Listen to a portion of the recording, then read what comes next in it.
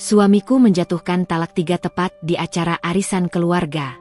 Ternyata itu semua ulah hasutan ibu mertua yang memfitnahku berselingkuh dengan teman kantor suamiku. Aku buat mereka menyesal dan mengemis kembali padaku. Sebelum cerita dimulai, silahkan tulis di kolom komentar dari daerah mana saja teman-teman yang menonton cerita ini. Jangan lupa like dan subscribe agar channel ini bisa semakin berkembang dan mempersembahkan cerita yang lebih menarik lagi.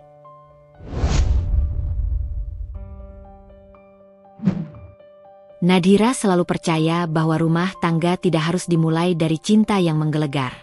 Ia tumbuh dengan pemahaman bahwa pernikahan adalah tentang kesediaan 2 orang untuk berjalan searah, saling menyesuaikan, dan menjaga komitmen meski perasaan tidak selalu berada di titik paling indah. Karena itu, ketika ia menikah dengan Reno, tidak ada kisah romantis yang dramatis, tidak ada kejar-kejaran perasaan yang penuh air mata.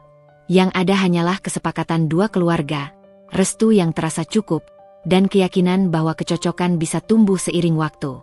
Reno adalah pria yang dikenal Nadira sebagai sosok tenang, bertanggung jawab, dan jarang berbicara berlebihan. Ia bekerja dengan disiplin, pulang tepat waktu, dan hampir tidak pernah membawa masalah kantor ke dalam rumah. Dari luar, banyak orang menilai Reno sebagai suami idaman. Ia tidak kasar, tidak gemar keluar malam, dan selalu terlihat sopan. Nadira pun menyadari hal itu sejak awal. Ia tidak berharap Reno menjadi pria yang romantis dengan kejutan-kejutan kecil. Baginya, kestabilan sudah lebih dari cukup. Pernikahan mereka berlangsung sederhana. Tidak ada pesta besar yang mengundang banyak orang, hanya keluarga inti dan beberapa kerabat dekat. Saat ijab kabul diucapkan, Nadira merasakan perasaan yang sulit dijelaskan. Bukan bahagia yang meledak-ledak, melainkan ketenangan yang perlahan menyelimuti dadanya. Ia merasa telah mengambil keputusan yang aman, keputusan yang rasional. Di titik itu, ia yakin dirinya mampu menjadi istri yang baik, selama ia berusaha dan tidak banyak menuntut. Hari-hari pertama setelah menikah diisi dengan penyesuaian kecil. Nadira belajar rutinitas Reno, kebiasaan makannya, jam tidurnya, serta sikapnya ketika lelah. Reno pun terlihat berusaha menghargai ruang Nadira. Mereka saling menjaga jarak yang sopan, seperti 2 orang yang sedang belajar berjalan berdampingan tanpa saling menginjak. Tidak ada pertengkaran berarti, hanya obrolan ringan dan kesepakatan-kesepakatan kecil tentang kehidupan bersama. Namun, sejak awal, Nadira sudah menyadari satu hal yang tidak pernah benar-benar ia pertanyakan: posisi ibu Reno dalam hidup suaminya. Reno adalah anak laki-laki yang sangat patuh. Setiap keputusan penting selalu ia konsultasikan dengan ibunya. Bahkan hal-hal sepele pun seringkali membutuhkan persetujuan. Nadira tidak mempersoalkan itu. Ia menganggap kepatuhan pada orang tua adalah nilai baik yang patut dijaga. Lagi pula, ibunya sendiri selalu mengajarkan bahwa menantu yang baik adalah menantu yang tahu diri. Ibu mertua Nadira adalah perempuan yang tutur katanya halus. Di depan orang lain, ia tampak ramah dan penuh perhatian. Senyumnya selalu terjaga, suaranya lembut, dan sikapnya seolah tidak pernah menyimpan emosi negatif. Saat pertama kali Nadira diperkenalkan sebagai calon istri Reno, perempuan itu menggenggam tangan Nadira dengan hangat, memuji sikapnya yang sopan, dan mengatakan bahwa ia senang memiliki menantu seperti Nadira. Kalimat-kalimat itu masih teringat jelas, membuat Nadira merasa diterima. Setelah menikah, hubungan mereka terlihat baik-baik saja. Ibu mertua sering menanyakan kabar, memberi saran tentang urusan rumah, bahkan sesekali mengingatkan hal-hal kecil yang menurutnya penting. Nadira menerima semua itu tanpa keberatan. Ia berpikir, mungkin memang begitulah peran seorang ibu yang tidak ingin anaknya salah langkah. Ia berusaha mendengarkan, mengangguk, dan menuruti sebisa mungkin. Dalam keseharian, Nadira mengatur rumah dengan penuh tanggung jawab.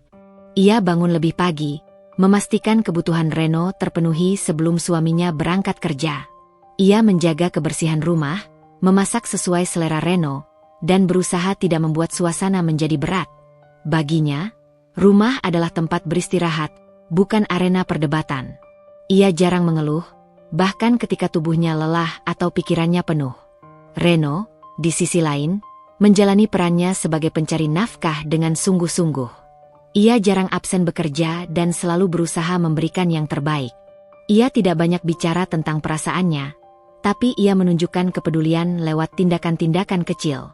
Kadang ia membawakan makanan kesukaan Nadhira, atau sekadar menanyakan apakah istrinya sudah makan. Hal-hal sederhana itu cukup membuat Nadhira merasa dihargai. Bagi orang luar, rumah tangga mereka tampak harmonis. Tidak ada suara keras, tidak ada drama yang terlihat. Bahkan keluarga besar pun sering memuji kedewasaan mereka.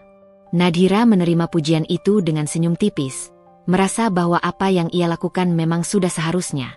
Ia tidak pernah menganggap dirinya istimewa.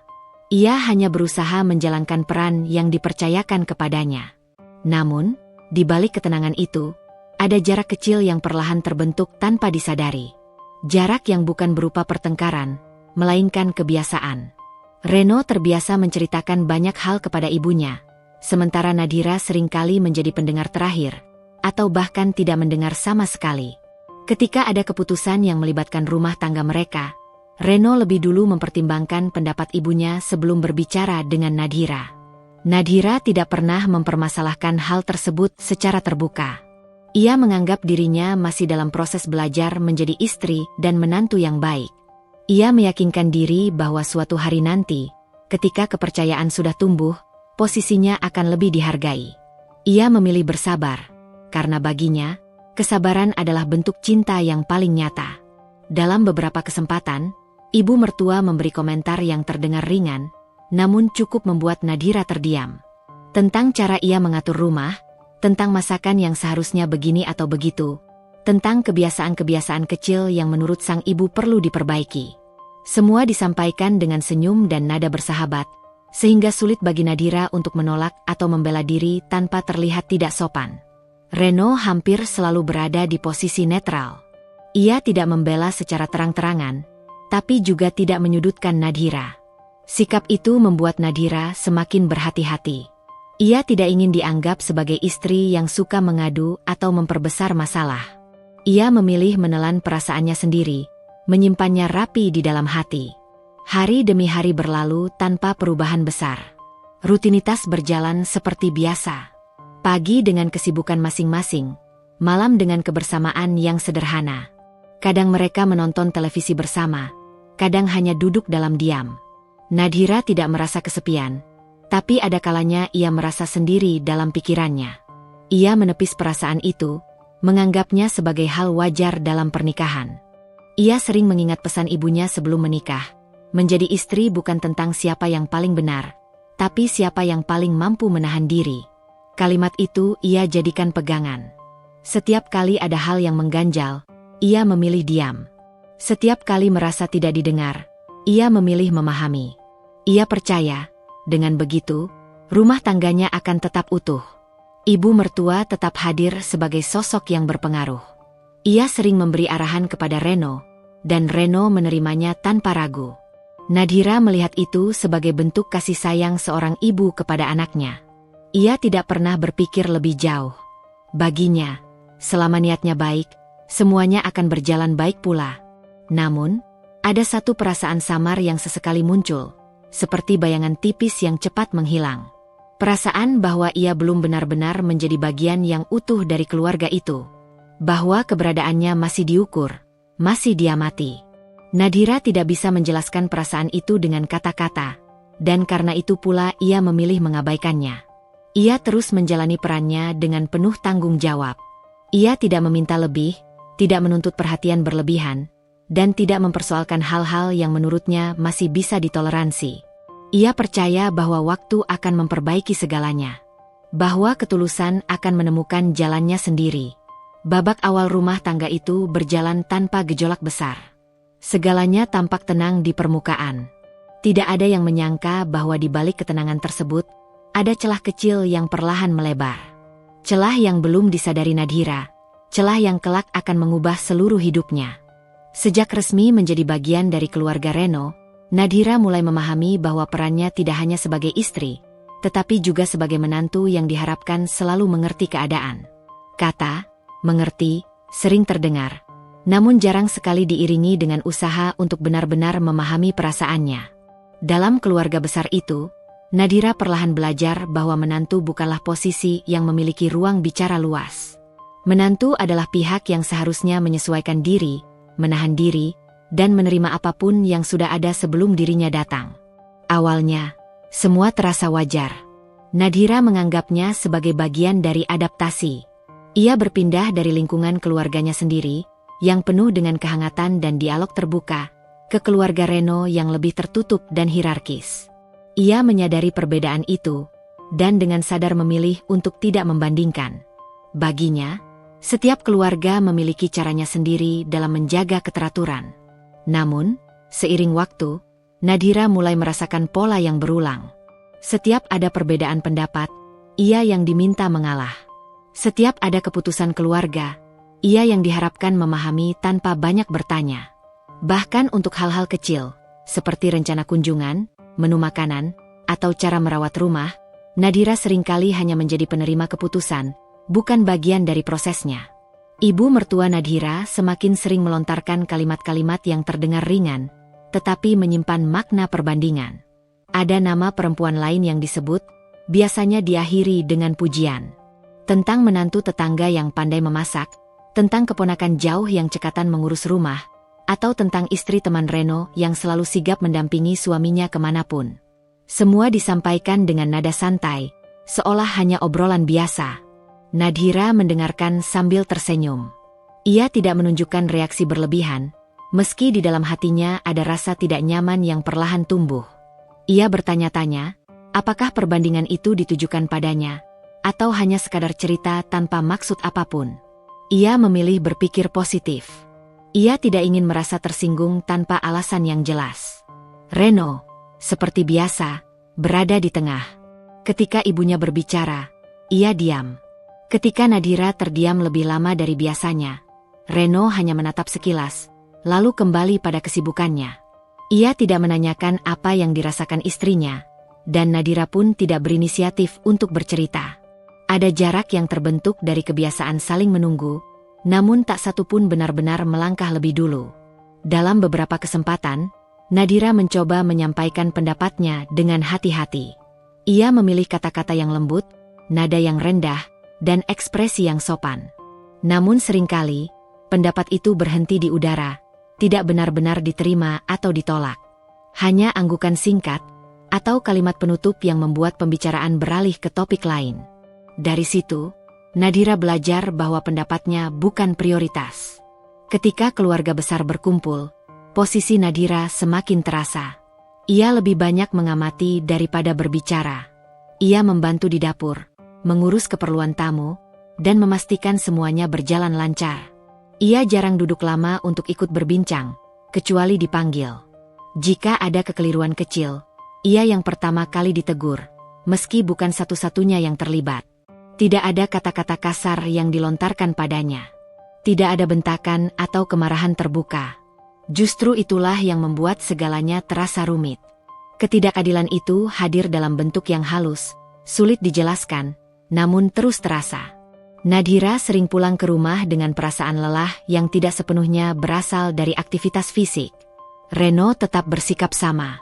Ia tidak berubah menjadi suami yang dingin, namun juga tidak menjadi pelindung yang tegas. Ketika Nadhira terlihat murung, Reno hanya bertanya sekilas, "Kamu capek?" Lalu menganggapnya selesai ketika Nadhira mengangguk. Ia tidak menggali lebih jauh, dan Nadhira tidak memaksa untuk dimengerti. Di dalam dirinya, Nadhira berusaha menata perasaan. Ia mengingat kembali alasan ia menikah dengan Reno. Tentang kecocokan, tentang niat baik, tentang harapan akan masa depan yang tenang. Ia meyakinkan dirinya bahwa semua ini masih tahap awal. Bahwa hubungan dengan keluarga besar membutuhkan waktu. Bahwa penerimaan tidak datang dalam semalam. Namun, setiap kali ibu mertua membandingkannya dengan perempuan lain, perasaan kecil itu kembali muncul. Bukan rasa iri, melainkan rasa tidak cukup. Seolah apapun yang ia lakukan masih kurang, masih bisa diperbaiki, masih belum sesuai harapan. Nadhira tidak pernah tahu standar seperti apa yang harus ia capai, karena standar itu tidak pernah diucapkan dengan jelas. Ia mulai lebih berhati-hati dalam bersikap. Setiap gerak-geriknya ia perhatikan. Setiap kata yang keluar dari mulutnya ia saring. Ia tidak ingin menambah alasan bagi siapapun untuk menilainya buruk. Ia menekan keinginannya untuk bersikap spontan, menggantinya dengan kehati-hatian yang berlebihan. Dalam kesendirian, Nadira sering bertanya pada dirinya sendiri, apakah semua menantu merasakan hal yang sama? Apakah wajar jika ia merasa harus selalu mengalah? Ia tidak menemukan jawabannya, karena ia tidak pernah benar-benar menceritakan hal ini kepada siapapun. Ia takut dianggap berlebihan, takut dicap tidak bersyukur. Hubungannya dengan Reno berjalan datar. Tidak ada pertengkaran besar, namun juga tidak ada kedekatan emosional yang mendalam. Mereka berbagi ruang, berbagi rutinitas, namun jarang berbagi perasaan. Reno tetap memperlakukan Nadira dengan sopan, namun Nadira merindukan keberpihakan yang lebih jelas. Ketika ibu mertua memberikan saran atau kritik, Reno seringkali menimpali dengan kalimat netral. Ia tidak menyalahkan ibunya, tapi juga tidak sepenuhnya menyetujui. Sikap itu, yang mungkin dimaksudkan untuk menjaga keseimbangan, justru membuat Nadira merasa sendirian. Ia tidak tahu di mana posisinya dalam prioritas suaminya. Hari demi hari, ketidakadilan kecil itu terus berulang. Tidak cukup besar untuk dipermasalahkan, namun terlalu sering untuk diabaikan. Nadira menumpuk semua perasaannya, menyusunnya rapi dalam diam. Ia menghibur dirinya dengan pikiran bahwa kesabarannya akan membuahkan hasil. Ia sering berkata pada dirinya sendiri bahwa menjadi menantu memang harus kuat. Bahwa tidak semua hal perlu dilawan.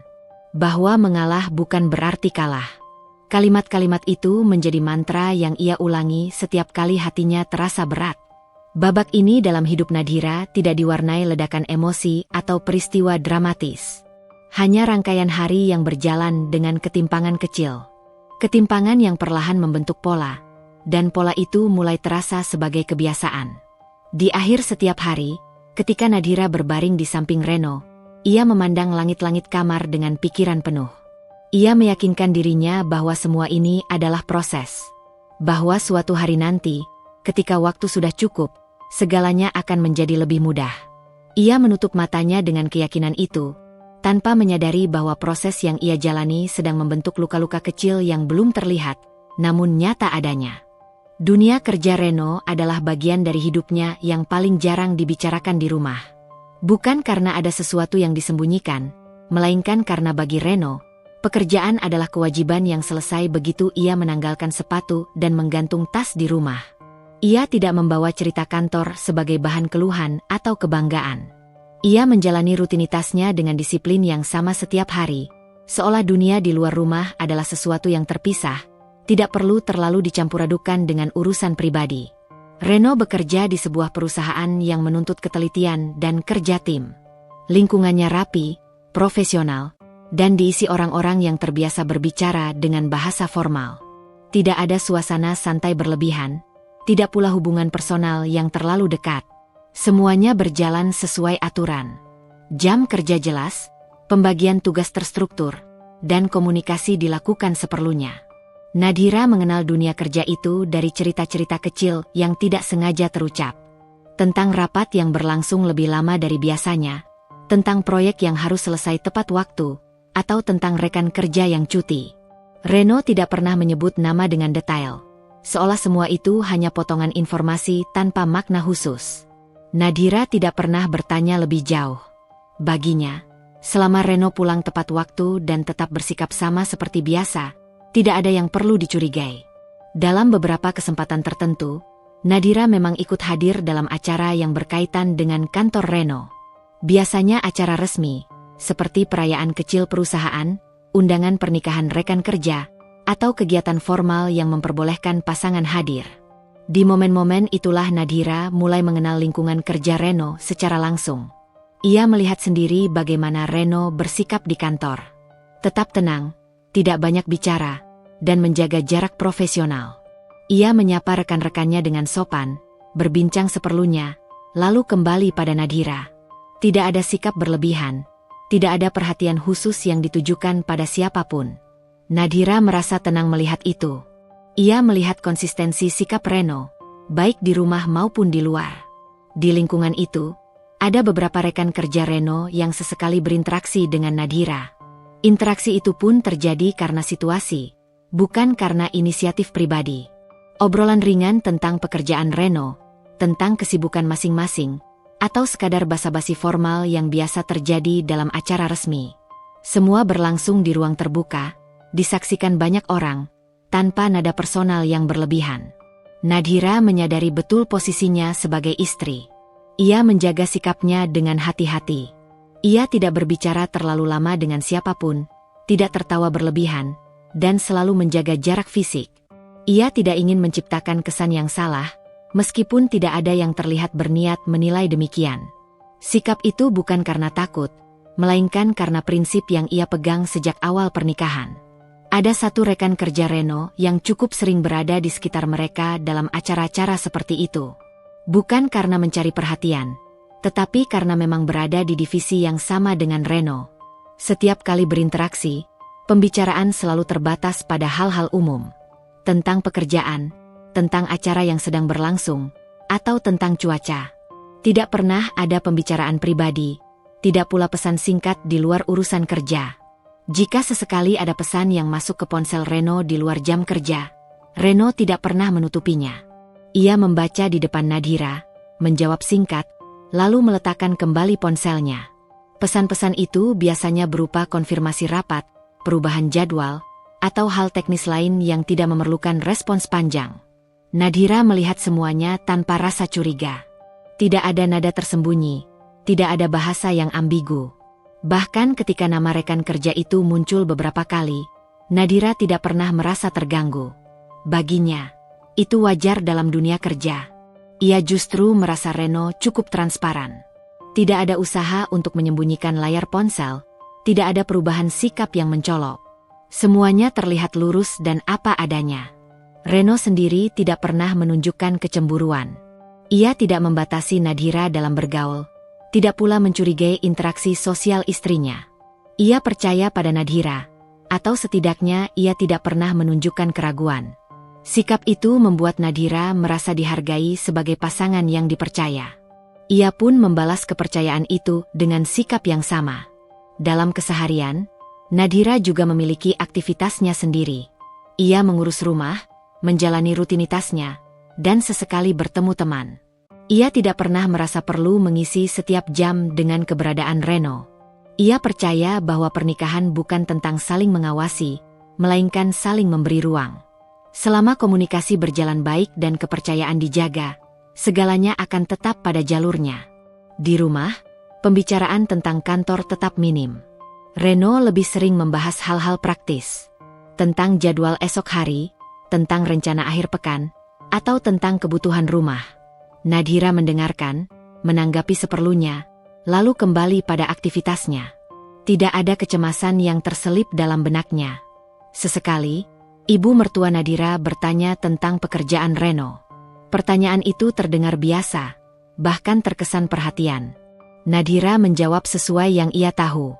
Tentang jam kerja, tentang kesibukan, tentang acara kantor yang pernah mereka hadiri bersama. Ibu mertua mengangguk, tersenyum, dan tidak melanjutkan pembicaraan ke arah lain. Tidak ada nada curiga, tidak ada komentar yang menyudutkan. Hal itu semakin menguatkan keyakinan Nadhira bahwa dunia kerja Reno adalah wilayah yang aman. Wilayah yang tidak memiliki celah untuk dipermasalahkan. Semua terlihat rapi, terkontrol, dan berjalan sesuai aturan. Tidak ada drama, tidak ada gosip yang terdengar, tidak pula perubahan sikap Reno yang mencurigakan.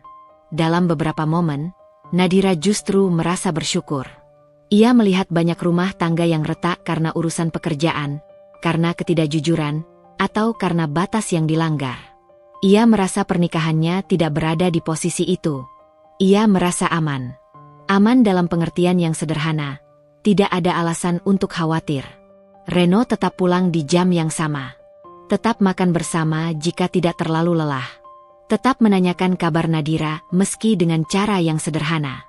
Semua berjalan seperti rutinitas yang sudah mapan. Tidak ada perubahan signifikan yang bisa menjadi tanda bahaya. Jikapun ada interaksi antara Nadhira dan rekan kerja Reno di luar acara resmi, itu selalu terjadi di ruang terbuka.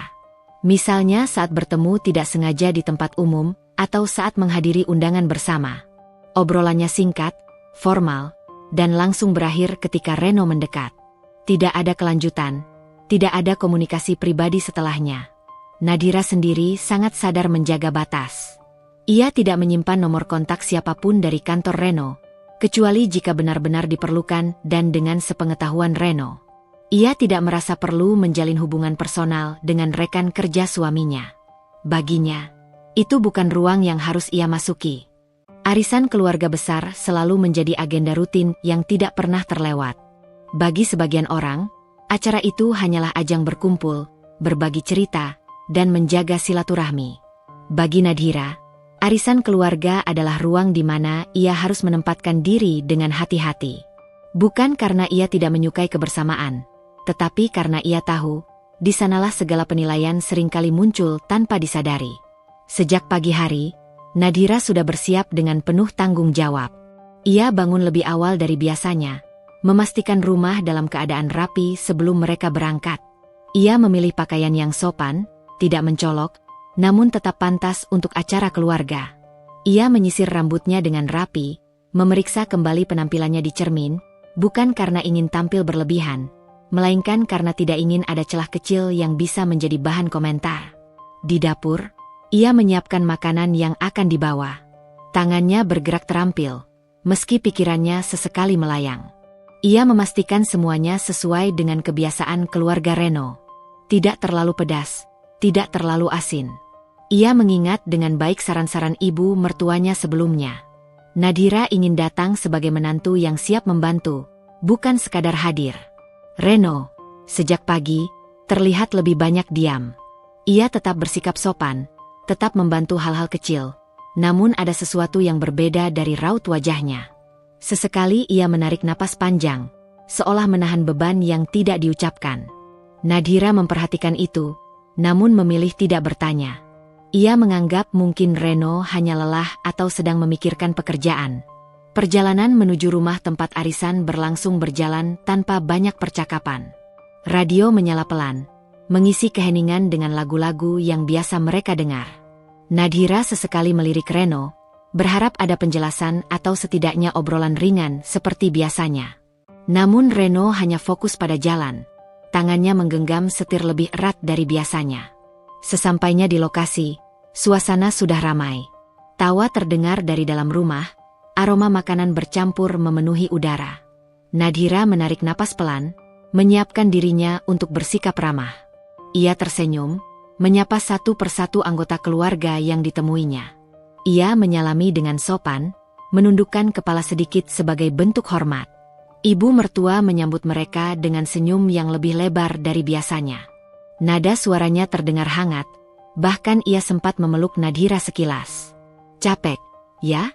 katanya lembut, seolah menunjukkan perhatian yang tulus.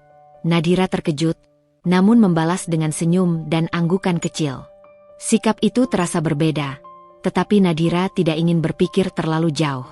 Ia segera menuju dapur, meletakkan makanan yang dibawanya, lalu membantu menyiapkan hidangan lain. Beberapa bibi dan sepupu ikut mengobrol ringan. Topiknya seputar anak-anak, pekerjaan, dan rencana liburan. Nadira ikut tersenyum, sesekali menanggapi, namun lebih banyak mendengarkan. Ia terbiasa berada di posisi itu. Namun, di sela-sela kesibukan, Nadira mulai merasakan sesuatu yang janggal. Beberapa pasang mata memperhatikannya lebih lama dari biasanya. Tatapan yang cepat dialihkan ketika ia menoleh, atau bisik-bisik kecil yang terhenti mendadak. Ia menangkap itu sekilas, namun memilih mengabaikannya. Ia meyakinkan dirinya bahwa ia terlalu sensitif. Reno duduk di ruang tengah bersama beberapa anggota keluarga pria. Ia terlihat ikut tertawa, namun senyumnya tidak sepenuhnya sampai ke mata. Sesekali ia melirik ke arah Nadira, lalu kembali menunduk. Ada kegelisahan yang sulit dijelaskan, namun tetap tidak diucapkan. Acara berjalan seperti arisan pada umumnya. Giliran undian, canda ringan, cerita lama yang diulang kembali.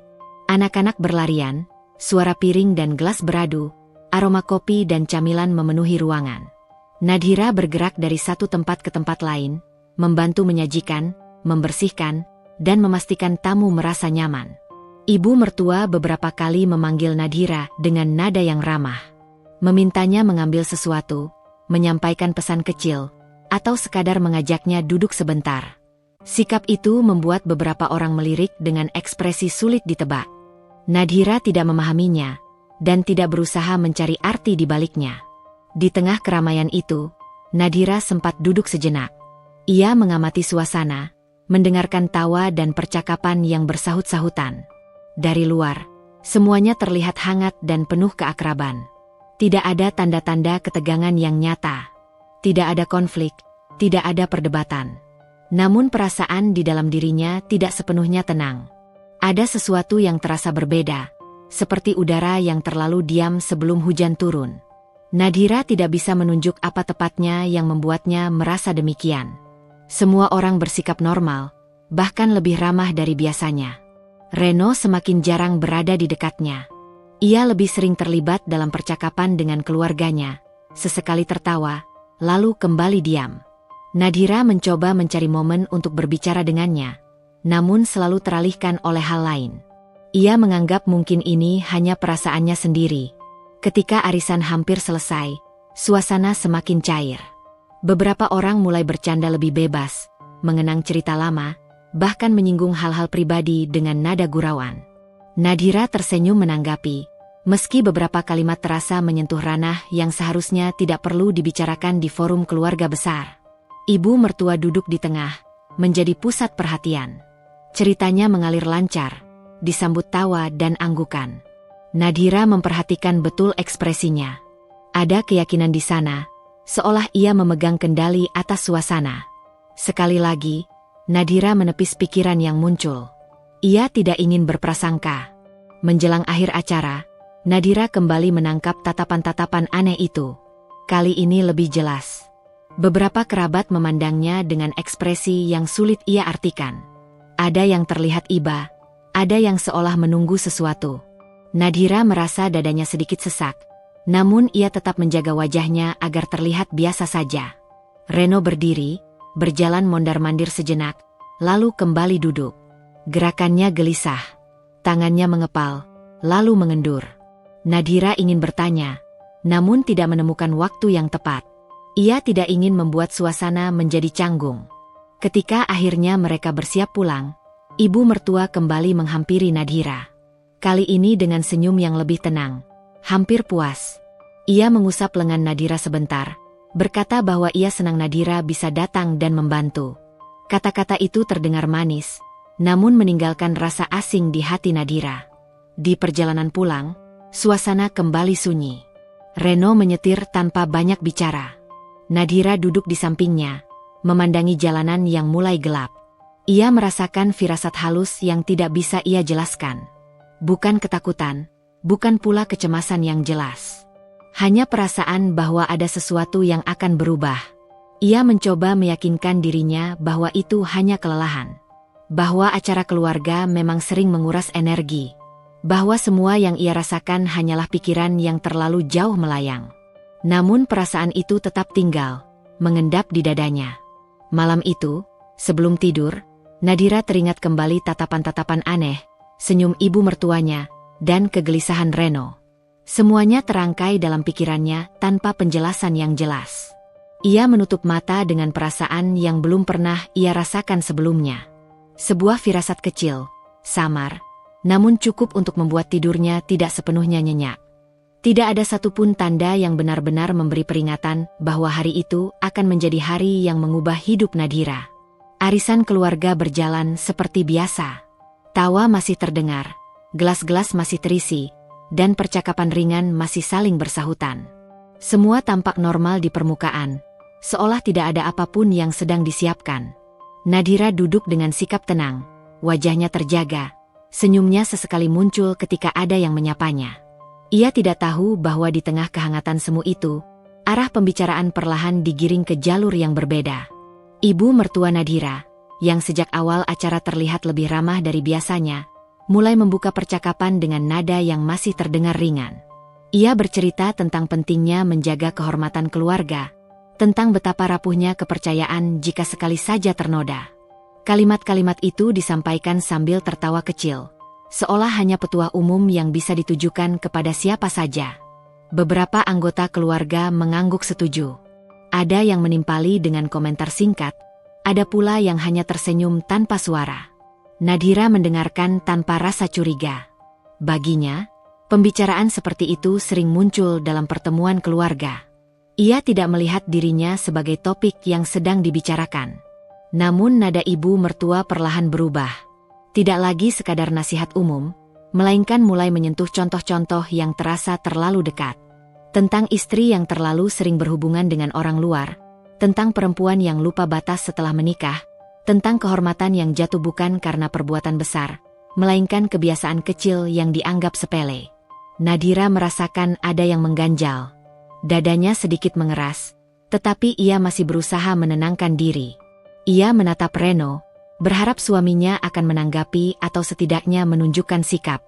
Namun Reno justru menunduk, rahangnya mengeras, tangannya saling menggenggam dengan gelisah. Ibu mertua melanjutkan pembicaraannya, kali ini dengan jeda yang disengaja, seolah ingin memastikan semua orang mendengarkan. Ia menyebut kata, lingkungan kerja, kedekatan yang tidak perlu, dan kepercayaan yang disalahgunakan. Suaranya tetap lembut, tetapi setiap kata terasa seperti batu kecil yang dilemparkan satu persatu. Beberapa pasang mata mulai mengarah pada Nadhira. Ada yang terang-terangan, ada pula yang cepat mengalihkan pandangan ketika Nadhira menoleh. Suasana yang tadinya cair perlahan mengeras. Tawa berkurang, percakapan lain mereda, seolah semua orang menunggu kelanjutan cerita. Nadhira mulai menyadari bahwa pembicaraan ini bukan lagi tentang siapa saja. Ada benang merah yang terlalu jelas untuk diabaikan.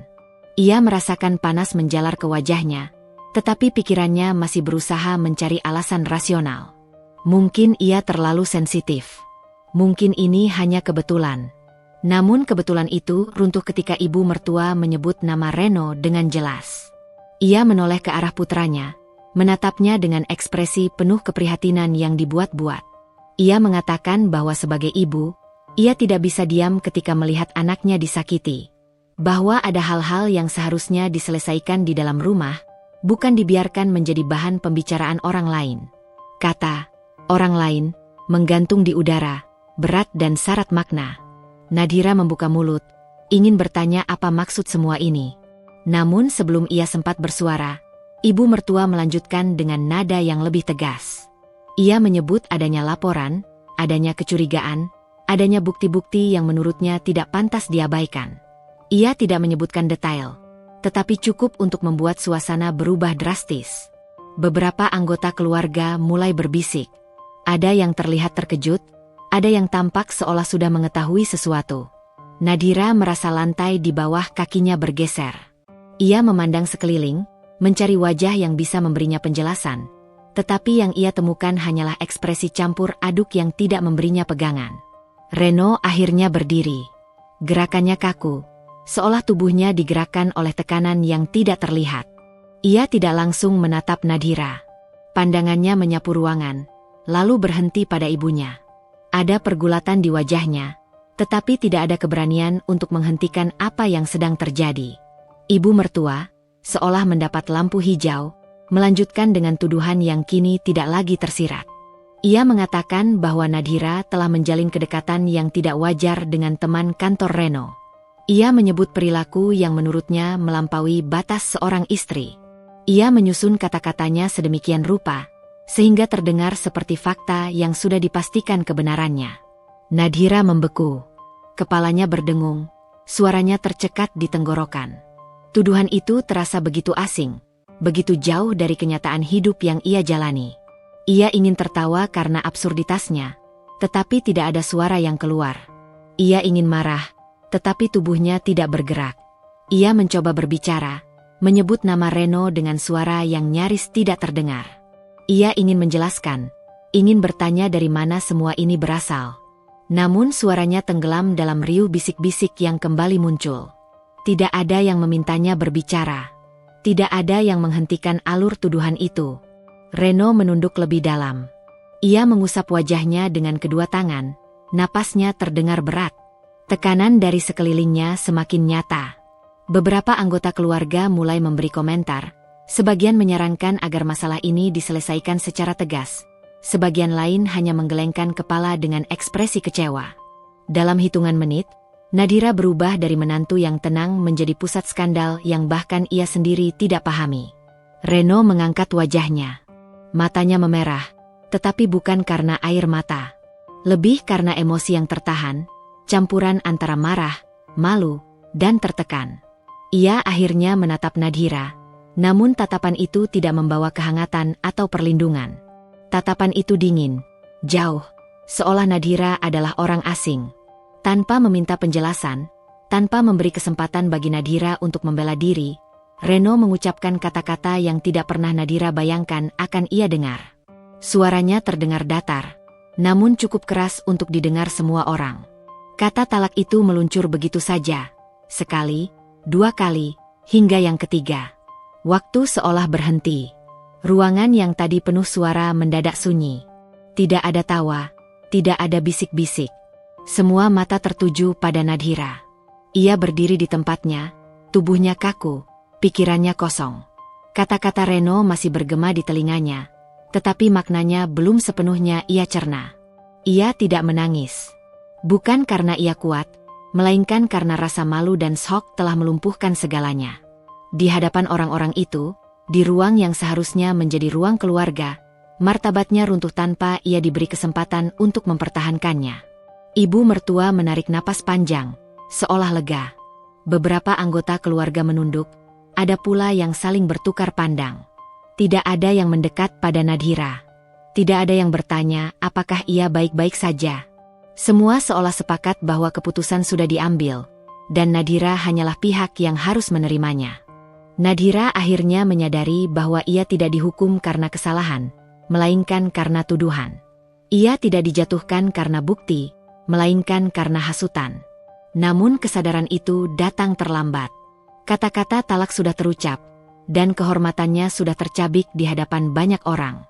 Ia berdiri dalam keheningan yang terasa memekakan. Tidak ada suara yang bisa menutupi rasa hancur di dadanya.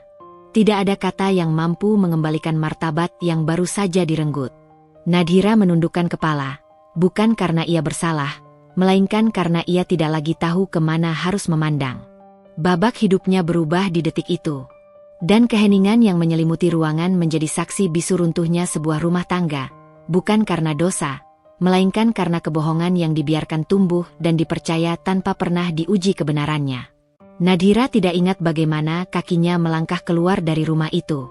Ia hanya tahu dirinya bergerak, mengikuti dorongan naluri untuk menjauh dari ruangan yang baru saja merenggut seluruh martabatnya. Suara-suara di belakangnya terdengar seperti gema yang teredam, tidak jelas, bercampur dengan dengung di kepalanya sendiri. Udara di luar terasa berbeda, lebih dingin, lebih berat, seolah dunia pun ikut berubah begitu kata-kata itu terucap. Tangannya gemetar saat ia membuka pintu mobil. Ia duduk tanpa benar-benar sadar apa yang ia lakukan. Pikirannya kosong, seperti ruang yang disapu bersih oleh badai. Ia menatap ke depan tanpa fokus, menunggu sesuatu terjadi, entah apa. Tidak ada air mata yang jatuh. Tidak ada isakan. Tubuhnya terlalu kaget untuk merespons apapun.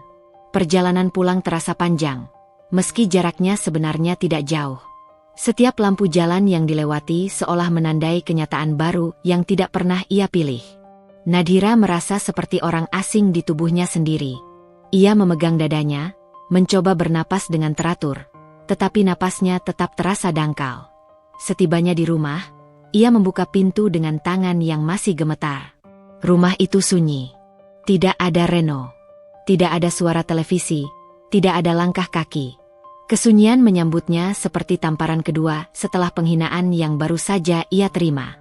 Ia berdiri di ruang tengah, menatap sekeliling, mencoba memahami bahwa tempat ini kini bukan lagi rumah dalam arti yang sama.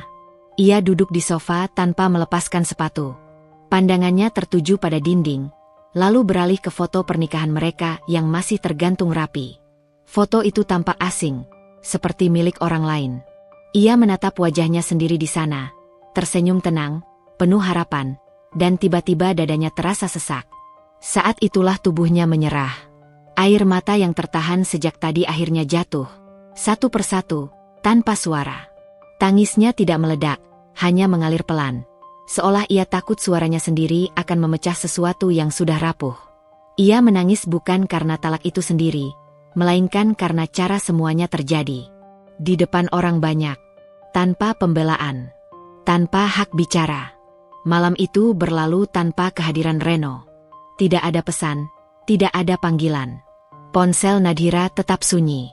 Setiap kali layar menyala karena notifikasi tak penting, jantungnya berdegup lebih cepat, berharap itu dari Reno. Namun harapan itu selalu berakhir kosong. Keesokan harinya, kenyataan datang dengan wajah yang lebih kejam. Pesan-pesan mulai masuk, bukan untuk menanyakan keadaannya, melainkan untuk memastikan cerita yang sudah beredar. Kalimat-kalimatnya terdengar sopan, namun penuh kecurigaan. Ada yang bertanya dengan hati-hati, ada pula yang langsung menyindir. Nadhira membaca semuanya dengan tangan dingin. Ia tidak menjawab. Ia tidak tahu harus menjelaskan apa, dan kepada siapa. Tuduhan itu terlalu absurd untuk dibela, namun terlalu memalukan untuk dibiarkan. Ia merasa terjebak di antara keinginan untuk berteriak dan dorongan untuk menghilang. Pandangan masyarakat berubah cepat. Tetangga yang biasanya menyapanya dengan ramah kini melirik dengan tatapan berbeda. Ada bisik-bisik yang terhenti ketika ia lewat. Ada senyum tipis yang terasa dipaksakan. Nadhira merasakan stigma itu melekat padanya, meski tidak satu pun tuduhan dibuktikan. Keluarga besar Reno pun tidak menghubunginya. Tidak ada satupun yang mencoba mendengar versinya. Seolah talak itu sudah cukup menjadi bukti, seolah keputusan Reno adalah kebenaran mutlak yang tidak perlu dipertanyakan. Nadhira menyadari betapa rapuh posisinya selama ini. Ia adalah bagian dari keluarga hanya selama ia tidak bermasalah. Begitu namanya tercemar, ia bukan siapa-siapa. Dari cerita yang sampai ke telinganya, Nadhira tahu ibu mertuanya bergerak cepat.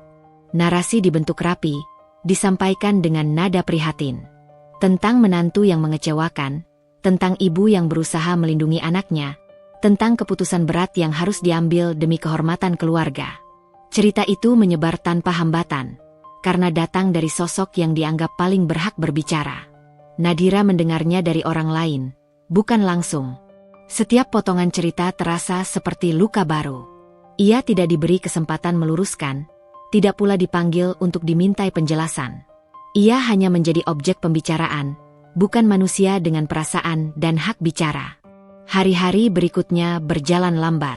Nadhira menjalani rutinitas dengan tubuh yang bergerak otomatis, tanpa jiwa. Ia bangun pagi, membersihkan rumah, memasak seadanya, lalu duduk dalam diam. Waktu terasa tidak bergerak, namun pikirannya terus berputar tanpa henti. Ia mulai mengingat kembali seluruh perjalanan pernikahannya. Setiap percakapan, setiap keputusan yang ia terima tanpa perlawanan. Ia bertanya pada dirinya sendiri, kapan tepatnya ia mulai kehilangan suara? Kapan ia berhenti menjadi dirinya sendiri, dan berubah menjadi sosok yang hanya berusaha menyenangkan semua orang? Ia mengingat bagaimana ia selalu diminta memahami, tetapi jarang dipahami. Bagaimana pendapatnya sering dikesampingkan dengan alasan menjaga keharmonisan. Bagaimana Reno selalu memilih diam, dan bagaimana ia menerima itu sebagai bentuk kedewasaan. Kini, semua itu terasa seperti tanda-tanda yang selama ini ia abaikan. Rasa sakit itu nyata, tetapi yang lebih menghancurkan adalah rasa dihianati. Dihianati oleh suami yang ia percayai, oleh keluarga yang ia hormati, dan oleh sistem yang membuat suaranya tidak pernah dianggap penting. Ia tidak dikhianati karena cinta yang berpaling, melainkan karena kepercayaan yang runtuh tanpa perlawanan. Reno tetap tidak menghubunginya. Tidak ada penjelasan, tidak ada permintaan maaf, tidak ada klarifikasi. Keheningan itu lebih menyakitkan daripada kata-kata kasar. Diamnya Reno terasa seperti pengakuan bahwa ia memang tidak pernah benar-benar berdiri di sisi Nadhira. Di malam-malam sepi, Nadhira duduk sendirian, memeluk lututnya, menatap kosong ke arah jendela. Ia merasa kecil, tetapi bukan lemah. Ada kemarahan yang perlahan tumbuh di balik kesedihan. Bukan kemarahan yang meledak-ledak, melainkan kemarahan dingin yang membuatnya mulai berpikir jernih. Ia menyadari bahwa jika ia terus diam, cerita tentang dirinya akan terus ditulis oleh orang lain. Ia tidak tahu bagaimana caranya melawan, tetapi untuk pertama kalinya, ia tahu bahwa ia tidak bisa terus mengalah. Tidak lagi. Ia mulai menghubungi keluarganya sendiri. Dengan suara pelan, ia menceritakan apa yang terjadi. Tangisnya pecah di ujung kalimat, tetapi kali ini ada bahu yang siap menopangnya. Ia tidak lagi sendirian sepenuhnya. Pelan-pelan, Nadhira mulai berdiri. Tidak langsung kuat, tidak langsung tegar. Ia masih rapuh, masih terluka, tetapi kakinya sudah menapak pada kenyataan baru. Hari-hari setelah talak itu berlalu seperti kabut tebal yang perlahan mengendap. Nadhira tidak lagi menangis setiap malam, bukan karena lukanya sembuh, melainkan karena tubuh dan pikirannya mulai lelah dengan rasa sakit yang sama. Ada fase sunyi yang aneh, ketika kesedihan tidak lagi berteriak, tetapi berubah menjadi keheningan yang menuntut jawaban. Di titik itulah, Nadhira mulai berpikir lebih jernih. Awalnya, ia hanya ingin memahami apa yang sebenarnya terjadi. Bukan untuk membela diri, bukan pula untuk melawan siapapun. Ia hanya ingin tahu bagaimana hidupnya bisa runtuh oleh tuduhan yang bahkan tidak pernah ia mengerti asal-usulnya. Tuduhan itu terlalu besar untuk lahir begitu saja, terlalu rapi untuk sekadar salah paham. Nadhira mulai mengingat kembali setiap detail kecil yang selama ini ia anggap sepele. Ia mengingat percakapan-percakapan lama, pesan-pesan singkat yang pernah lewat di ponsel Reno, pertemuan-pertemuan kantor yang pernah ia hadiri. Ia mencoba melihat semuanya dengan sudut pandang baru, sudut pandang orang yang sedang mencari celah dalam cerita yang sudah telanjur dipercaya banyak orang. Perubahan pertama datang dari sesuatu yang tidak disengaja. Suatu sore, saat ia membereskan barang-barangnya, Nadhira menemukan ponsel lamanya yang sudah lama tidak ia gunakan. Ponsel itu masih menyimpan beberapa pesan lama, termasuk percakapan singkat dengan salah satu rekan kerja Reno yang pernah ia temui di acara kantor. Percakapan itu sangat singkat, formal, dan jelas konteksnya berkaitan dengan persiapan acara. Tidak ada satupun kalimat yang bisa ditafsirkan ganda. Namun, ketika ia membandingkan tanggal dan jam percakapan itu dengan cerita yang beredar, ada kejanggalan kecil. Tuduhan menyebutkan adanya komunikasi intens di luar jam kerja, padahal pesan itu dikirim di grup terbuka, pada jam kerja, dan melibatkan banyak orang. Nadhira membaca ulang berkali-kali, memastikan tidak ada bagian yang terlewat. Dadanya berdegup lebih cepat, bukan karena takut, melainkan karena rasa heran. Ia mulai menyadari bahwa yang dipermasalahkan bukan isi percakapan, melainkan keberadaan percakapan itu sendiri. Sesuatu yang wajar dipelintir menjadi mencurigakan, hanya dengan menghilangkan konteksnya. Kesadaran itu membuat pikirannya bergerak lebih cepat. Nadhira tidak langsung bereaksi. Ia tidak menghubungi siapapun untuk membantah. Ia memilih diam, namun kali ini bukan diam yang pasrah. Diamnya kini terisi oleh pengamatan dan pencatatan. Ia mulai menyusun ulang kronologi dalam pikirannya, menempatkan setiap potongan kejadian pada waktunya masing-masing. Beberapa hari kemudian, sebuah pesan masuk dari seorang kerabat jauh Reno. Pesan itu terdengar ragu, seolah pengirimnya sendiri tidak yakin dengan apa yang ia sampaikan. Ia menanyakan keadaan Nadhira, lalu tanpa sengaja menyebutkan bahwa ia mendengar cerita dari ibu mertua tentang saksi yang melihat perilaku tidak pantas. Kata saksi itu membuat Nadhira terdiam lama. Ia bertanya pelan, saksi seperti apa yang dimaksud? Jawabannya datang beberapa menit kemudian. Tidak jelas, tidak spesifik. Hanya menyebut seseorang dari lingkungan sekitar kantor Reno. Nama itu disebut sekilas, lalu pembicaraan dialihkan. Nadhira merasa ada yang tidak beres. Jika memang ada saksi, mengapa tidak pernah jelas siapa orangnya dan apa yang ia lihat? Rasa penasaran itu mendorong Nadhira untuk melakukan sesuatu yang selama ini tidak pernah ia lakukan. Bertanya langsung, namun dengan cara yang sangat hati-hati. Ia menghubungi seorang kenalan lama yang masih memiliki hubungan dengan lingkungan kerja Reno. Percakapan mereka berlangsung singkat dan netral. Nadhira tidak menyebut tuduhan apapun. Ia hanya menanyakan kabar dan sedikit menyinggung acara kantor lama yang pernah mereka hadiri bersama. Jawaban yang ia terima membuatnya semakin yakin ada yang janggal. Orang itu tidak pernah melihat hal aneh, tidak pernah mendengar gosip seperti yang beredar. Bahkan ia terdengar terkejut ketika Nadhira menyinggung adanya cerita buruk tentang dirinya. Nada suaranya tulus, tanpa kebohongan yang terasa. Potongan-potongan kecil itu mulai membentuk pola. Tidak ada satupun fakta kuat yang mendukung tuduhan. Yang ada hanyalah asumsi, tafsir sepihak, dan cerita yang dibangun dari potongan-potongan informasi yang dipelintir. Nadhira mulai melihat bahwa kebenaran tidak pernah benar-benar dicari. Yang dicari hanyalah pembenaran. Perhatiannya kemudian tertuju pada satu hal yang selama ini ia abaikan. Sikap ibu mertuanya sebelum semua ini terjadi. Nadhira mengingat kembali perubahan-perubahan kecil.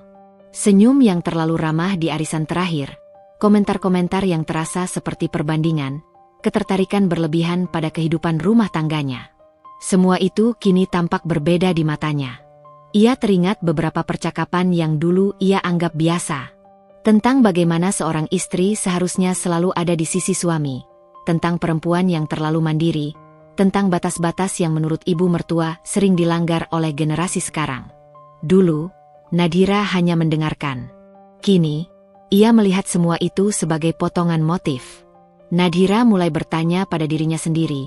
Siapa yang diuntungkan dari runtuhnya rumah tangganya? Jawabannya tidak langsung muncul, tetapi bayangannya perlahan terbentuk. Reno, dengan sifat patuhnya, selalu berada dalam kendali ibunya. Selama Nadhira ada, selalu ada ruang di mana Reno harus menyeimbangkan dua peran. Tanpa Nadhira, keseimbangan itu tidak lagi diperlukan. Kesadaran itu tidak serta-merta membuat Nadhira marah. Justru sebaliknya, ia menjadi lebih tenang. Emosinya yang sebelumnya kacau kini tersusun rapi. Ia berhenti menyalahkan dirinya sendiri. Ia berhenti bertanya apa yang kurang dari dirinya.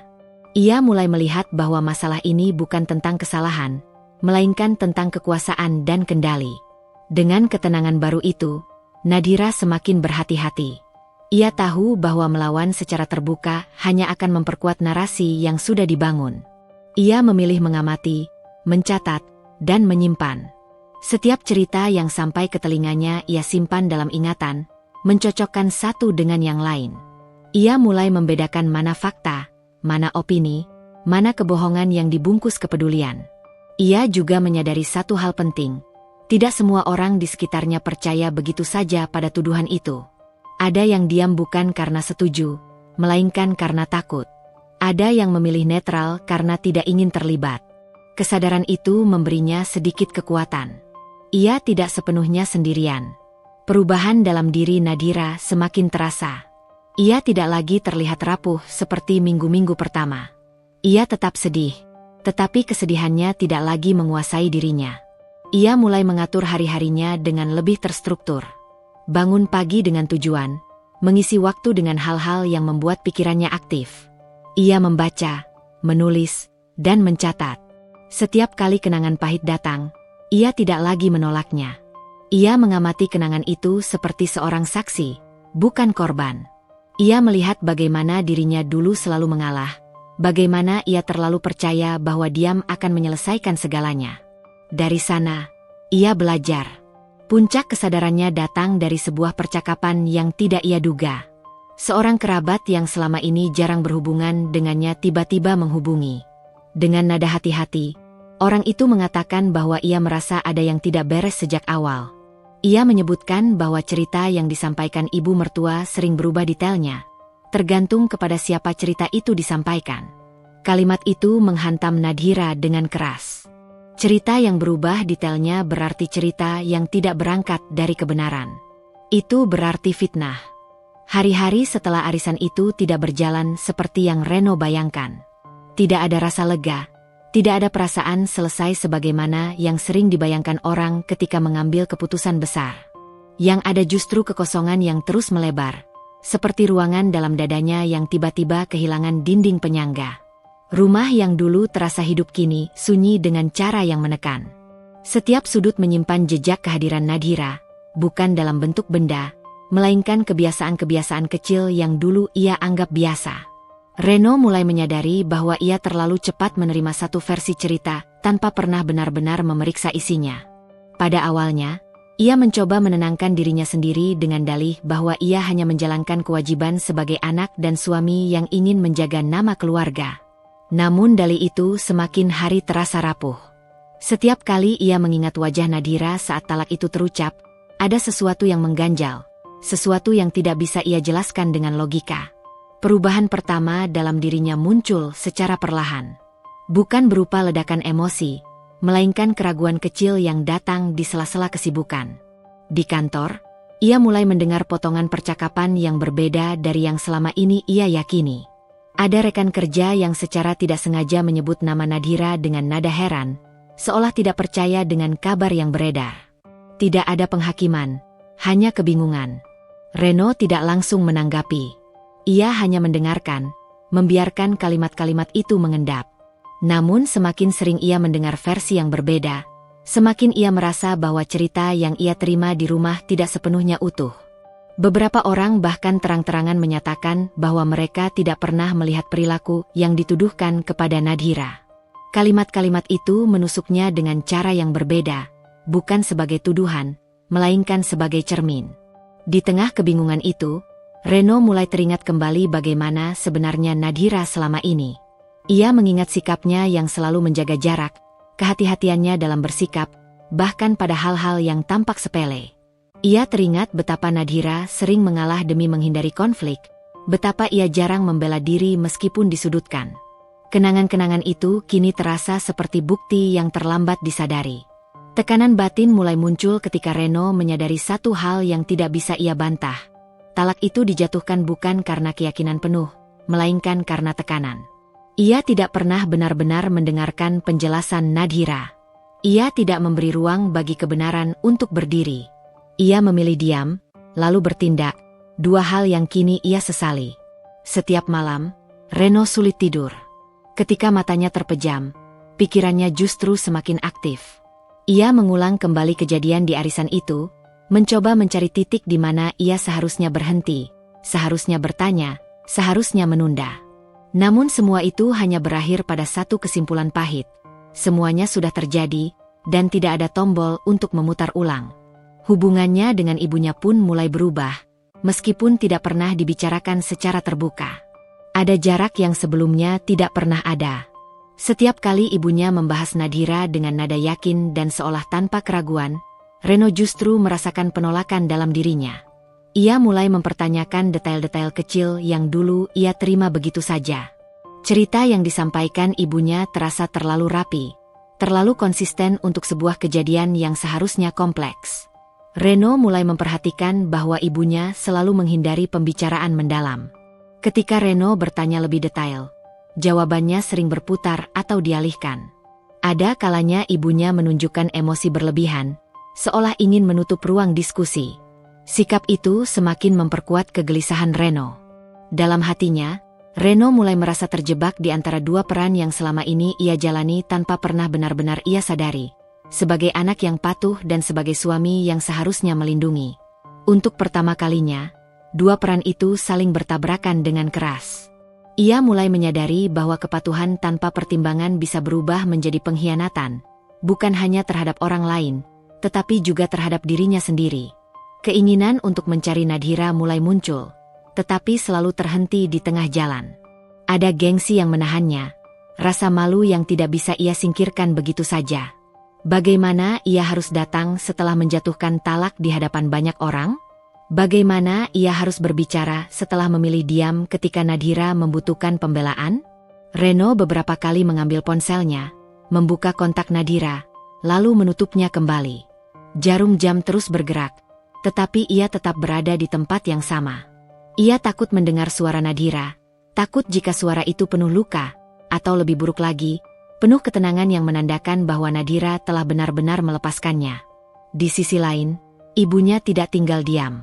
Ia mulai merasakan perubahan sikap Reno, meskipun Reno tidak pernah mengatakannya secara langsung. Ibunya berusaha mempertahankan cerita yang telah ia bangun. Setiap kali melihat Reno termenung, ia kembali mengulang-ulang narasi lama, menegaskan bahwa semua yang dilakukan adalah demi kebaikan, demi menjaga nama keluarga. Namun, pengulangan itu justru membuat Reno semakin lelah. Ia merasa seolah dipaksa untuk percaya, bukan diajak memahami. Dalam diamnya, Reno mulai melihat adanya kepentingan yang lebih besar dari sekadar kebenaran. Ia mulai memahami bahwa kebohongan seringkali bertahan bukan karena kuat, tetapi karena dilindungi oleh rasa takut dan kebiasaan. Reno mulai menarik diri dari percakapan dengan ibunya. Ia tidak lagi menanggapi dengan antusias. Sikapnya berubah menjadi dingin dan singkat. Hubungan yang selama ini terasa dekat kini dipenuhi ketegangan yang tidak pernah diakui secara terbuka. Ibunya merasakannya, tetapi memilih mengabaikan, berharap semuanya akan kembali seperti semula. Di tempat lain, Reno juga mulai merasakan kesepian yang berbeda. Bukan kesepian karena tidak ada orang di sekitarnya, melainkan kesepian karena tidak ada tempat untuk bersandar secara emosional. Nadhira, yang dulu menjadi pendengar setianya, kini tidak lagi ada. Reno baru menyadari betapa besar peran Nadhira dalam hidupnya ketika peran itu menghilang. Rasa bersalah mulai mengambil bentuk yang lebih jelas. Tidak lagi berupa penyesalan abstrak, melainkan kesadaran konkret akan dampak dari keputusannya. Ia menyadari bahwa satu kalimat yang ia ucapkan telah mengubah hidup seseorang secara drastis. Dan ia mengucapkannya tanpa memastikan kebenarannya. Reno mulai bertanya pada dirinya sendiri, apakah ia benar-benar mengenal Nadhira, atau hanya mengenal versi yang aman dan tidak menuntut? Pertanyaan itu menyakitkan, tetapi tidak bisa ia hindari. Ia mulai memahami bahwa selama ini ia terlalu sering memilih jalan yang paling mudah, bukan yang paling benar. Pada suatu malam, Reno duduk sendirian di ruang tamu yang sunyi. Tidak ada suara televisi, tidak ada percakapan. Hanya pikirannya sendiri yang berputar tanpa henti. Ia merasakan beban di dadanya semakin berat. Rasa bersalah itu kini berubah menjadi penyesalan yang nyata, penyesalan yang tidak bisa ditebus dengan kata-kata sederhana. Waktu memiliki caranya sendiri untuk menggeser posisi manusia. Tanpa suara, tanpa peringatan, ia bekerja pelan namun pasti. Nadhira merasakannya dalam minggu-minggu yang berjalan setelah ia berhenti membela diri secara terbuka. Ia tidak berteriak, tidak membantah dengan emosi, tidak pula berkeliling mencari simpati. Ia hanya berdiri tegak di tempatnya, membiarkan kebenaran berjalan dengan kakinya sendiri. Perubahan itu awalnya sangat halus, nyaris tak terasa. Beberapa orang yang dulu memandangnya dengan tatapan penuh curiga mulai menyapanya kembali, meski dengan jarak. Sapaan singkat, senyum canggung, pertanyaan basa-basi yang sebenarnya menyimpan rasa bersalah. Nadhira menangkap semuanya, tetapi ia memilih merespons sewajarnya. Tidak dingin, tidak hangat berlebihan. Ia tidak ingin tampak menang, karena baginya ini bukan perlombaan. Nama baiknya tidak pulih lewat satu kejadian besar, melainkan lewat potongan-potongan kecil yang saling menyambung. Satu orang mulai bercerita pada yang lain bahwa ia tidak pernah melihat hal aneh pada Nadhira. Orang lain menyebutkan bahwa cerita ibu mertua ternyata berbeda-beda versinya. Ada pula yang mulai berani berkata bahwa talak di depan umum itu terlalu kejam untuk dijatuhkan tanpa bukti yang jelas. Lingkungan yang dulu pasif perlahan berubah menjadi lebih kritis. Mereka yang sebelumnya memilih diam mulai mempertanyakan kembali apa yang sebenarnya terjadi. Tidak sedikit yang menyadari bahwa mereka telah terlalu cepat percaya pada satu pihak hanya karena status dan usia. Kebenaran itu tidak datang sebagai pengakuan resmi, tetapi sebagai kesadaran kolektif yang tumbuh perlahan. Nadhira mengetahui semua itu bukan karena ia mencari tahu, melainkan karena kabar-kabar itu datang sendiri kepadanya. Ada yang menghubungi dengan nada ragu, ada yang datang dengan wajah menunduk. Mereka tidak selalu meminta maaf secara langsung, tetapi sikap mereka sudah cukup menjadi pengakuan. Nadhira menerima semuanya dengan ketenangan yang bahkan mengejutkan dirinya sendiri. Ia telah melalui fase marah, fase hancur, fase ingin membuktikan segalanya. Kini ia berada di fase yang berbeda, fase di mana ia tidak lagi membutuhkan pengakuan untuk merasa benar. Ia tahu siapa dirinya, dan itu cukup. Di sisi lain, posisi ibu mertua mulai goyah. Cerita yang selama ini ia pegang erat mulai retak dari dalam. Beberapa orang mulai berani bertanya langsung, meminta penjelasan lebih detail. Pertanyaan-pertanyaan itu tidak lagi bisa dijawab dengan emosi atau otoritas semata. Fakta-fakta kecil yang sebelumnya tersembunyi kini muncul ke permukaan, dan tidak semuanya bisa disangkal. Ibu mertua mencoba bertahan dengan cara yang ia kenal, mengulang cerita lama, menekankan niat baik, memposisikan diri sebagai korban dari keadaan. Namun, semakin ia berbicara, semakin terlihat celah dalam narasinya. Detail yang tidak konsisten, waktu yang tidak sinkron, saksi yang tidak pernah benar-benar jelas. Lingkungan yang mulai sadar tidak lagi menelan semua itu mentah-mentah. Untuk pertama kalinya, Ibu mertua merasakan apa yang selama ini dirasakan Nadhira, dipertanyakan. Dan perasaan itu membuatnya gelisah. Kekuasaan yang selama ini ia pegang, kekuasaan atas cerita, atas opini, atas keputusan, mulai terlepas satu persatu. Ia terpojok bukan oleh teriakan, melainkan oleh fakta yang berdiri diam dan tak bisa dipatahkan. Sementara itu, Reno berada di titik yang paling sunyi dalam hidupnya. Ia menyaksikan perubahan itu dari jarak dekat, namun tidak pernah merasa benar-benar menjadi bagian darinya. Setiap kabar tentang Nadhira yang mulai dipahami orang lain justru menambah beban di dadanya. Ia menyadari bahwa apa yang dulu ia hancurkan kini perlahan diperbaiki oleh waktu, tanpa dirinya. Dorongan untuk menemui Nadhira akhirnya tidak lagi bisa ia tahan. Bukan sebagai suami, bukan pula sebagai orang yang ingin membenarkan diri, melainkan sebagai seseorang yang telah kehilangan dan menyadarinya terlalu terlambat. Langkahnya berat ketika akhirnya ia berdiri di hadapan Nadhira. Tidak ada keberanian yang ia banggakan, hanya kelelahan dan penyesalan yang terpancar jelas dari wajahnya. Nadhira melihat perubahan itu seketika. Reno yang berdiri di hadapannya bukan lagi pria yang dulu menjatuhkan talak dengan suara tegas di depan banyak orang. Pria di depannya kini tampak ragu, rapuh, dan kehilangan arah. Tidak ada tuntutan dalam tatapannya. Tidak ada posisi yang ingin ia pertahankan. Percakapan mereka tidak berlangsung dramatis. Tidak ada tangisan yang meledak. Tidak ada suara tinggi yang saling memotong. Reno berbicara dengan hati-hati, seolah setiap kata harus melewati penyesalan terlebih dahulu. Ia tidak datang membawa pembelaan, hanya pengakuan bahwa ia salah mempercayai cerita tanpa memastikan kebenaran. Nadhira mendengarkan. Hanya mendengarkan. Ia tidak memotong. Tidak menyela. Sikapnya tenang, nyaris datar, tetapi bukan dingin. Ketika Reno selesai berbicara, tidak ada jawaban panjang yang keluar dari mulutnya. Hanya kalimat singkat yang menunjukkan bahwa ia telah mendengar, bukan bahwa ia telah memaafkan. Reno merasakan itu dengan jelas. Ia datang dengan harapan samar, tetapi pulang dengan kesadaran yang lebih berat. Kehilangan yang ia alami tidak bisa diperbaiki hanya dengan penyesalan. Untuk pertama kalinya, ia berada di posisi orang yang menunggu, bukan memutuskan. Di tempat lain, ibu mertua mulai merasakan tekanan yang sama, tetapi dengan rasa panik yang lebih besar. Ia menyadari bahwa cerita yang ia bangun tidak lagi melindunginya. Beberapa kerabat bahkan mulai menjaga jarak, tidak lagi menunjukkan dukungan penuh seperti sebelumnya. Ada bisik-bisik yang dulu tidak pernah diarahkan kepadanya, kini terdengar jelas. Upaya untuk mempertahankan wibawa berubah menjadi upaya untuk bertahan. Nada bicaranya tidak lagi setegas dulu. Sikapnya mulai melunak, meski masih dibungkus dengan gengsi. Ia tidak meminta maaf secara langsung, tetapi sikapnya menunjukkan ketakutan akan kehilangan pengaruh. Nadhira menyaksikan semua itu dari kejauhan. Ia tidak ikut menekan, tidak pula menikmati kejatuhan siapapun. Ia hanya memastikan satu hal. Ia tidak lagi berada di posisi yang sama seperti dulu. Ia tidak lagi harus membela diri, tidak lagi harus membuktikan nilainya di hadapan mereka yang telah merendahkannya. Situasi telah berbalik dengan cara yang tidak pernah ia rencanakan.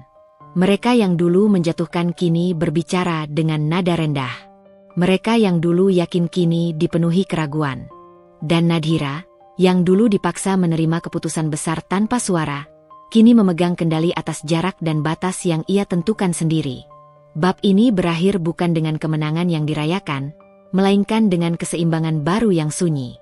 Dalam keseimbangan itu, Nadhira berdiri tegak, sementara mereka yang pernah merasa berkuasa mulai merasakan arti kehilangan dan kerendahan hati. Ada titik dalam hidup seseorang ketika kekuatan tidak lagi ditunjukkan lewat perlawanan, melainkan lewat kemampuan untuk berdiri tanpa harus menjelaskan apapun. Nadhira berada di titik itu sekarang. Ia tidak lagi merasa perlu membuktikan siapa dirinya kepada siapapun. Ia bangun setiap pagi dengan kesadaran penuh bahwa hidupnya tidak lagi bergantung pada pengakuan orang lain, apalagi pada penilaian mereka yang pernah menjatuhkannya. Hari-harinya berjalan dengan ritme yang berbeda. Tidak ada lagi rasa tergesa, tidak ada kegelisahan yang membuat napasnya pendek. Luka itu masih ada, tetapi tidak lagi bernanah. Ia telah belajar hidup berdampingan dengan rasa sakit tanpa membiarkannya mengendalikan langkah. Dalam keheningan itulah, Nadira menyadari bahwa kekuatan terbesarnya bukan pada apa yang ia katakan atau lakukan, melainkan pada apa yang ia pilih untuk tidak lakukan. Ia tidak lagi memperkenalkan dirinya sebagai istri siapapun. Nama Reno tidak lagi melekat pada identitasnya. Ketika orang bertanya tentang statusnya, ia menjawab seperlunya, tanpa beban, tanpa penjelasan panjang. Ia tidak menghindar, tetapi juga tidak membuka pintu lebih lebar dari yang ia kehendaki. Ia belajar bahwa menjaga diri sendiri bukanlah bentuk keegoisan, melainkan kebutuhan. Nadira mulai menyusun ulang hidupnya dengan cara yang lebih jujur pada dirinya sendiri. Ia menata ulang rutinitas, membangun kebiasaan yang dulu sering ia tunda demi menyesuaikan diri dengan orang lain. Ada kepuasan kecil dalam setiap hal sederhana yang kini ia lakukan atas pilihannya sendiri. Ia merasa utuh bukan karena segalanya sempurna, tetapi karena ia tidak lagi tercerai-berai. Di sisi lain, Reno hidup dalam penantian yang melelahkan. Tidak ada penolakan yang tegas dari Nadira, tetapi juga tidak ada penerimaan. Kekosongan itulah yang justru paling menyakitkan. Ia menunggu jawaban yang tidak kunjung datang, terjebak dalam ketidakpastian yang dulu tanpa sadar ia ciptakan untuk orang lain. Reno menyadari bahwa penyesalan tidak otomatis memberi hak untuk dimaafkan. Setiap hari ia belajar menerima kenyataan bahwa ada kesalahan yang tidak bisa ditebus dengan waktu singkat atau kata-kata yang terdengar tulus. Ia mencoba menghormati jarak yang Nadira pasang, meskipun jarak itu terasa seperti tembok tinggi yang tidak ia tahu harus memanjat dari mana. Hubungannya dengan ibunya pun berada dalam keadaan yang sama menggantungnya. Tidak ada pertengkaran terbuka, tetapi tidak ada kehangatan seperti dulu. Ibunya mulai menyadari bahwa kendali yang selama ini ia miliki telah hilang. Reno tidak lagi mengikuti tanpa bertanya, tidak lagi mengangguk tanpa berpikir. Setiap keputusan kini dihadapkan pada keheningan yang syarat makna. Ibunya menunggu, sama seperti Reno. Menunggu sikap Nadira, menunggu arah yang akan diambil kehidupan mereka. Namun penantian itu bukan lagi penantian dengan keyakinan penuh. Ada ketakutan yang menyelinap, ketakutan bahwa semua yang pernah ia bangun dengan kebohongan tidak akan pernah kembali seperti semula. Nadira mengetahui bahwa mereka menunggu. Ia merasakannya dalam setiap pesan yang tidak dikirim, dalam setiap pertemuan yang dihindari, dalam setiap kabar yang sampai kepadanya melalui orang lain. Namun ia tidak merasa tertekan. Ia tidak merasa harus segera memutuskan. Untuk pertama kalinya dalam hidupnya, ia memberi dirinya sendiri hak untuk berhenti sejenak di persimpangan. Ia mempertimbangkan masa depan dengan kepala dingin. Bukan masa lalu yang penuh luka, bukan pula kemungkinan-kemungkinan yang dibangun dari rasa bersalah orang lain. Ia bertanya pada dirinya sendiri tentang apa yang benar-benar ia inginkan, bukan apa yang diharapkan darinya. Pertanyaan itu tidak selalu mudah dijawab, tetapi ia tidak lagi takut pada ketidakpastian. Ada hari-hari ketika Nadira merasa damai dengan pilihannya untuk menunggu. Ada pula hari-hari ketika luka lama terasa berdenyut, mengingatkannya bahwa kepercayaan bukan sesuatu yang bisa diperbaiki hanya dengan niat baik. Ia menerima semua perasaan itu tanpa menghakimi dirinya sendiri. Ia tahu bahwa proses ini tidak linear, dan ia tidak menuntut dirinya untuk segera sampai pada satu kesimpulan. Reno, dari kejauhan, melihat perubahan itu dengan perasaan campur aduk. Ia melihat Nadira yang lebih tenang, lebih kokoh, dan ia tahu bahwa perubahan itu lahir dari luka yang ia ikut ciptakan. Ada rasa bangga yang tidak pantas, ada pula rasa kehilangan yang semakin dalam. Ia mulai memahami bahwa cinta tidak selalu berarti memiliki kembali. Ketegangan emosional itu terus menggantung di antara mereka. Tidak ada kepastian, tidak ada keputusan akhir. Hanya ruang sunyi yang dipenuhi kemungkinan, baik dan buruk. Setiap orang berada di tempatnya masing-masing, membawa beban dan harapan yang berbeda. Bab ini berakhir dengan Nadira yang berdiri di depan jendela, menatap hari yang perlahan berubah. Ia tidak tahu kemana langkahnya akan membawanya, tetapi ia tahu satu hal dengan pasti. Apapun arah yang ia pilih nanti, itu akan menjadi pilihannya sendiri. Luka itu belum memilih arah, dan untuk saat ini, Nadira tidak memaksanya. Ada masa ketika kata-kata justru menjadi penghalang bagi kejujuran. Nadira merasakannya semakin kuat. Setiap kali seseorang menunggu jawabannya, setiap kali udara di sekelilingnya dipenuhi harap dan rasa bersalah orang lain, ia justru menemukan kejelasan dalam diam. Bukan diam yang menghindar, melainkan diam yang penuh kesadaran. Diam yang tidak lagi takut disalahpahami. Ia menjalani hari-harinya dengan keteguhan yang baru. Bukan keteguhan yang kaku, melainkan keteguhan yang lahir dari penerimaan bahwa hidupnya telah berubah, dan perubahan itu tidak harus selalu diberi label benar atau salah. Ia membiarkan dirinya bergerak pelan, memberi ruang bagi pikiran dan perasaannya untuk saling menyusul, bukan saling mendahului. Lingkungan di sekitarnya semakin berhati-hati bersikap. Orang-orang yang dulu vokal kini lebih banyak bertanya dengan nada rendah. Mereka tidak lagi mendesaknya untuk mengambil keputusan, seolah menyadari bahwa apapun yang akan ia pilih bukan urusan siapapun selain dirinya sendiri. Nadhira melihat perubahan sikap itu dengan mata jernih. Ia tidak merasa perlu memanfaatkan simpati yang datang, tidak pula menolaknya mentah-mentah. Ia menerima sebagaimana adanya. Beberapa orang mulai menyebut namanya dengan nada hormat yang berbeda. Bukan karena kasihan, melainkan karena mereka melihat keteguhan yang jarang dimiliki seseorang yang pernah dijatuhkan sedemikian rupa. Nadhira tidak pernah berniat membangun citra, tetapi sikapnya yang konsisten berbicara lebih keras daripada pembelaan manapun. Di tengah ketenangan itu, Reno tetap berada di ruang tunggu yang tidak kasat mata. Ia tidak lagi datang membawa permintaan, tidak lagi menyusun kata-kata panjang untuk menjelaskan niatnya. Ia memilih hadir dari kejauhan, memastikan bahwa Nadhira tidak merasa tertekan oleh kehadirannya. Sikap itu bukan karena ia sudah sepenuhnya ikhlas, melainkan karena ia mulai belajar menghormati batas yang dulu ia abaikan. Reno menyadari bahwa yang ia hadapi kini bukan lagi Nadhira yang selalu mengalah, melainkan seorang perempuan yang mengenal nilai dirinya sendiri. Kesadaran itu menumbuhkan rasa hormat yang terlambat, tetapi tulus. Ia tidak tahu apakah rasa itu akan pernah berbuah apapun. Namun untuk pertama kalinya, ia berhenti mengharapkan hasil dan mulai menerima proses. Hubungannya dengan ibunya terus berada dalam ketegangan yang tidak diucapkan. Ibunya masih berusaha mempertahankan wibawa, tetapi suaranya tidak lagi memiliki kekuatan yang sama. Ada jarak yang kini permanen, bukan karena kebencian, melainkan karena Reno tidak lagi bisa menutup mata. Ia mulai memahami bahwa mencintai orang tua tidak selalu berarti membenarkan semua tindakannya. Ibunya merasakan kehilangan itu dengan cara yang sunyi. Tidak ada tangisan yang dipertontonkan, tidak ada permintaan maaf yang lantang. Yang ada hanyalah sikap yang semakin tertutup, seolah dunia tidak lagi berpihak padanya. Ia menunggu, sama seperti Reno, tetapi penantiannya dibungkus dengan kegelisahan yang berbeda. Ketakutan akan ditinggalkan oleh kendali yang selama ini ia pegang. Nadhira mengetahui semua itu tanpa perlu diberi laporan.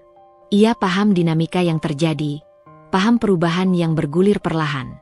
Namun ia memilih untuk tidak terlibat lebih jauh. Ia tidak ingin posisinya kembali ditarik ke dalam pusaran lama yang telah ia tinggalkan.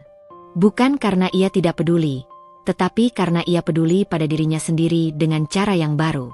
Ada malam-malam ketika Nadhira duduk sendirian, menimbang kemungkinan yang terbentang di hadapannya. Bukan kemungkinan untuk kembali, bukan pula kemungkinan untuk menutup pintu selamanya, melainkan kemungkinan untuk hidup dengan jujur pada apa yang ia rasakan hari itu. Ia menyadari bahwa jawaban tidak selalu datang dalam bentuk keputusan besar. Kadang, jawaban hadir sebagai keberanian untuk menunda. Ia mulai memahami bahwa tidak semua luka meminta penyembuhan yang sama. Ada luka yang sembuh dengan pertemuan, ada yang sembuh dengan jarak, dan ada pula yang hanya bisa hidup berdampingan tanpa pernah benar-benar hilang. Ia tidak lagi memaksa dirinya untuk memilih salah satu. Ia membiarkan waktu bekerja, tanpa menggadaikan ketenangannya. Ketegangan itu tetap ada, menggantung di antara mereka semua. Tidak ada klimaks, tidak ada penyelesaian. Hanya garis-garis tak terlihat yang semakin tegas membatasi siapa dengan siapa, dan sampai sejauh mana. Dalam ketegangan itulah, Nadhira menemukan satu kebenaran sederhana. Diamnya bukan kelemahan, melainkan bentuk kejujuran yang paling ia pahami saat ini. Bab ini berakhir dengan keadaan yang belum berubah secara kasat mata, tetapi telah bergeser jauh di dalam. Tidak ada keputusan yang diumumkan, tidak ada arah yang ditetapkan. Hanya kesadaran yang semakin matang bahwa hidup tidak selalu meminta jawaban segera. Kadang, ia hanya meminta seseorang cukup berani untuk berdiri di tengah ketidakpastian. dan tetap setia pada dirinya sendiri.